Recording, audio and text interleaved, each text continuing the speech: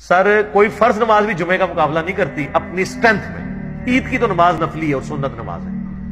اسلام میں نمبر 1 نماز جو ہے نا وہ جمعے کی ہے. صحیح مسلم میں الفاظ ہیں جو جمعے کی نماز نہیں پڑھتا نا میرا دل کرتا ہے میں اس کے گھر کو آگ لگا دوں اگر مجھے بچوں اور عورتوں کا خیال نہ ہو.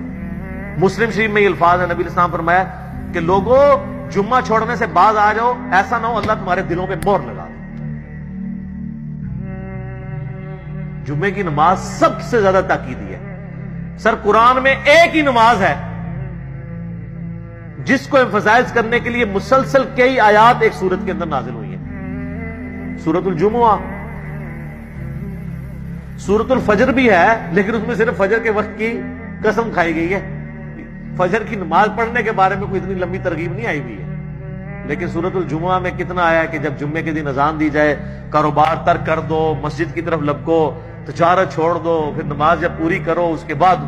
سر اتنی بڑی تاکید کیونکہ یہ مسلمانوں کی پولیٹیکل گیدرنگ ہے ویکلی. اس کے بغیر مسلمان ایک پیج پہ نہیں آئیں گے. یہ نکاح, تنجے اور طلاق ان مسائل کے لیے جمعے کا دن نہیں ہے. جمعے کا دن پولیٹیکل گیدرنگ ہے مسلمانوں کو لائے عمل بتانے کے لیے. جس طرح جو بھی پریزنٹ ایشوز چل رہے ہوتے ہیں یہ جمعے میں یہ ڈسکس ہونے چاہیے. جمعہ اس لیے تو نہیں ہے کہ آپ نے وہاں پہ یہ بیان کرنا ہے کہ استنجے کے لیے کتنے ڈھیلے چاہیے. یہ تو آپ نے سیکھنا ہی سیکھنا ہے جمعے کے لیے نہیں. جمعے والے دن تذکیر ہے, نصیحت ہے. مسلم شریف میں حدیث ہے نبی الاسلام جمعے والے دن قرآن سنایا کرتے تھے, اس سے نصیحت کیا کرتے تھے. مسلم شریف کی حدیث کے الفاظ ہیں کہ آپ علیہ السلام اس طرح تقریر کرتے آپ کی آنکھیں سرخ ہو جاتی اور آواز بلند ہو جاتی اور غصے میں اضافہ ہو جاتا جیسا کوئی فوج کا کمانڈر جو ہے نا وہ اپنی رعایا کو تیار کر رہا ہو. تو نبی الاسلام وہ کمانڈر ہو کے کس کے اگینسٹ تیار کر رہے ہوتے تھے. وہ آگے الفاظ ہیں مسلم شریف میں کہ لوگوں میں اور قیامت اس طرح ساتھ بھیجے گئے جیسے یہ 2 انگلیاں. آپ شہادت کی اور درمیان والی انگلی ساتھ ملا لیتے تھے.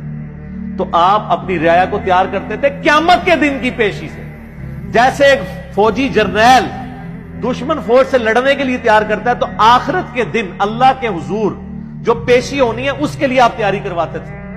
یہ جمعہ اس لیے ہوتا تھا